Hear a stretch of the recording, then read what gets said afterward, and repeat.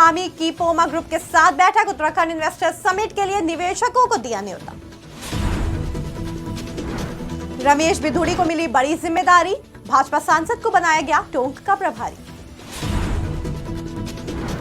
Renovation मामले में फंसे अरविंद केजरीवाल, सीबीआई करेगी मामले की जांच, एलजी ने की थी मामले में जांच की मांग। लोकसभा चुनाव से पहले एनडीए को मिला नया साथी, जेडीएस ने एनडीए गठबंधन का थामा हाथ।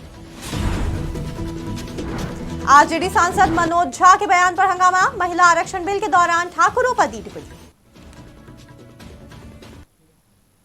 नमस्कार, आप देख रहे हैं आज की खबर, आपके साथ मैं हूं अफीफा मलिक। शुरुआत करते हैं इस वक्त की बड़ी खबरों से। जनता दल ने भाजपा के नेतृत्व वाले एनडीए गठबंधन का दामन थाम लिया है। लोकसभा चुनाव 2024 से पहले एनडीए को एक और नया साथी मिला है। पूर्व प्रधानमंत्री एचडी देवगौड़ा ने भाजपा के साथ समझौता सही ठहराया। उनका कहना है कि कांग्रेस सेक्युलर ताकतों को बर्बाद करने पर तुली है, इसी वजह से उनको ये कदम उठाना पड़ा। हालांकि उन्होंने अपनी पार्टी में फूटकर कहा कि वो अल्पसंख्यकों की रक्षा के लिए प्रतिबद्ध है।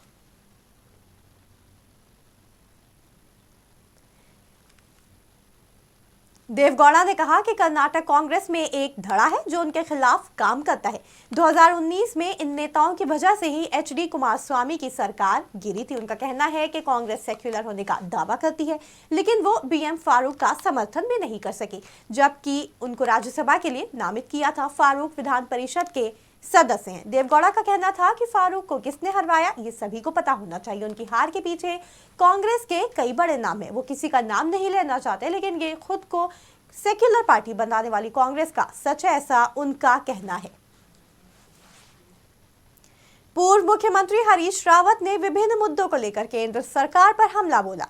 उन्होंने देश के आर्थिक हालातों पर सवाल उठाते हुए केंद्र सरकार को घेरा है। हरीश रावत ने कहा कि विकास का जो मॉडल केंद्र सरकार ने दिखाया था, ये खोखला साबित हुआ है। हरीश रावत ने कहा, अगर कांग्रेस सत्ता में आती है तो आर्थिक न्याय की दिशा में काम करेगी। उन्होंने कहा, केंद्र और राज्य सरकार अप्रत्यक्ष रूप से आरक्षण को भी खत्म करना चाह रही है। उन्होंने आगे कहा कि केंद्र सरकार की आर्थिक नीतियां केवल अमीरों के लिए है, सरकारी पदों को नहीं भरना भी आरक्षण को खत्म करना है।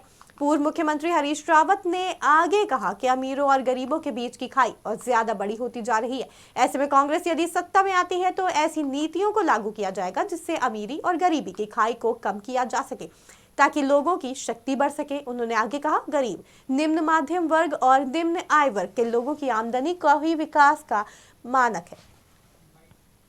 हमने तय किया है राष्ट्रीय स्तर पर कि हम आर्थिक न्याय और सामाजिक न्याय, इन दोनों मुद्दों पर हमारी नीतियां की होती हैं। हमारी जो आगे की लड़ाई होगी, और हमारा मानना है कि इस जो आज की सरकार है, चाहे दिल्ली की हो चाहे भाजपा की राज्यों की सरकारें हो, ये सामाजिक न्याय ऊपर विशेष तौर पर आरक्षण की जानबूझ करके हत्या कर रही है। जब पद ही नहीं भर रहे हैं, पद सृजित ही नहीं होंगे, पब्लिक अंडरटेकिंग समाप्त होंगी, तो जो है कहाँ से जब नौकरियां नहीं रहेंगी तो फिर आरक्षण अर्थहीन हो जाएगा।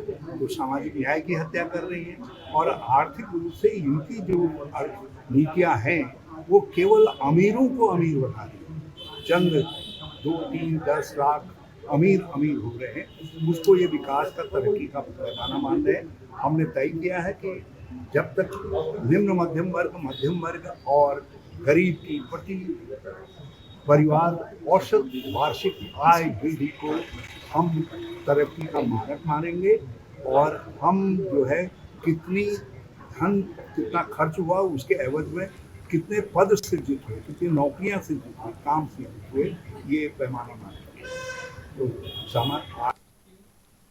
दिल्ली के मुख्यमंत्री अरविंद केजरीवाल रेनोवेशन मामले में बुरे फंस गए हैं। सीबीआई अब इस मामले की जांच करने जा रही है। असल में मई महीने में एलजीबी के सक्सेना ने इस मामले में जांच की मांग की थी। कथित अनियमितताओं के बाद ही इस मामले को सीबीआई के पास भेजने की बात सामने आई थी। अब गृह मंत्रालय ने इस बात को मान लिया है और दिल्ली के मुख्यमंत्री अरविंद केजरीवाल की चुनौतियां बढ़ गई हैं। भारत के नियंत्रक और महालेखा परीक्षक मुख्यमंत्री अरविंद केजरीवाल के आधिकारिक आवास के रिनोवेशन में प्रशासनिक और वित्तीय अनियमितताओं का विशेष ऑडिट करेंगे। ये कदम केंद्र सरकार द्वारा इस संबंध में सीएजी से किए गए अनुरोध के बाद उठाया गया है। गृह मंत्रालय ने यह एक्शन एलजी सचिवालय की 24 मई 2023 की सिफारिश के बाद लिया है। 24 मई को एलजी ऑफिस ने केजरीवाल के सरकारी बंगले में रेनोवेशन के खर्चों से जुड़े मामले को लेकर सीएजी द्वारा विशेष ऑडिट की सिफारिश की थी, जिसमें मुख्यमंत्री के नाम पर आधिकारिक आवास के रेनोवेशन में वित्तीय अनियमितताओं की बात सामने आई थी। उत्तराखंड के मुख्यमंत्री पुष्कर सिंह धामी ने लंदन में ग्लोबल इन्वेस्टर्स समिट की बैठक में भाग लिया। सीएम धामी की उपस्थिति में लंदन में प्रोमा ग्रुप के साथ 2000 करोड़ रुपए का इन्वेस्टर्स एमओयू साइन किया गया। वहीं मुख्यमंत्री ने सभी निवेशकों को दिसंबर में आयोजित होने वाला ग्लोबल इन्वेस्टर्स समिट के लिए आमंत्रित भी किया। सीएम धामी ने कहा कि प्रदेश की भौगोलिक परिस्थितियों को देखते हुए उत्तराखंड में इको फ्रेंडली टूरिज्म के क्षेत्र में निवेश की अपार संभावनाएं हैं। पेमा ग्रुप का उत्तराखंड में काम करने का बहुत पुराना अनुभव है। इसके अलावा वर्तमान Poma ropeway, Dehradun Mussoorie ropeway, Yamunotri ropeway projects में भी तकनीकी सहयोग प्रदान कर रही है। सीएम धामी ने कहा कि पोमा ग्रुप द्वारा हरिद्वार समेत कई धार्मिक और पर्यटक स्थलों में रोपवे के लिए तकनीकी सहयोग सेंटर ऑफ एक्सीलेंस के लिए निवेश की इच्छा जाहिर की गई। राजस्थान में होने वाले विधानसभा चुनाव को देखते हुए जोर शोर से तैयारियां शुरू हो गई हैं। सभी पार्टियां अपनी अपनी तैयारियों में जुट गई हैं और अपनी अपनी कमर भी कस ली है। भाजपा ने सांसद रमेश बिधूड़ी को बड़ी जिम्मेदारी सौंपते हुए राजस्थान के टोंक जिले का प्रभारी नियुक्त किया है। मीडिया रिपोर्ट्स के मुताबिक उन्होंने जयपुर में टोंक की समन्वय बैठक में प्रदेश अध्यक्ष सीपी जोशी के साथ बैठक भी की। कहा जा रहा है कि इस बैठक के दौरान चुनाव की तैयारियों को लेकर जानकारी ली गई। आपको बता दें कि बीते कुछ दिन पहले भाजपा सांसद रमेश बिधूड़ी लोकसभा में बहुजन समाज पार्टी के सांसद दानिश अली को अपशब्द कहने को लेकर चर्चा में थे। राज्यसभा सांसद मनोज झा की ठाकुर की कविता को लेकर सियासी बवाल मच गया है। एक ओर जहां राजद विधायक ने ठाकुरों का अपमान बर्दाश्त नहीं करने की चेतावनी दी है, वहीं दूसरी ओर खुद राजद ने सांसद झा के वीडियो को सोशल मीडिया पर साझा कर प्रतिक्रिया दी। दरअसल बीते दिनों राजद सांसद मनोज झा ने संसद में महिला आरक्षण विधेयक को लेकर हुई बहस के दौरान एक कविता पढ़ी थी। इस कविता को लेकर बवाल मच गया। मनोज झा के इसी बयान पर अब बिहार के बाहुबली नेता आनंद मोहन और भाजपा विधायक नीरज बबलू ने उन पर बुरी तरह आक्रोशित हुए। आनंद मोहन ने वार करते हुए कहा कि अगर मैं राज्यसभा में होता तो उनकी जीभ खींच लेता और आसमान की ओर उछाल देता।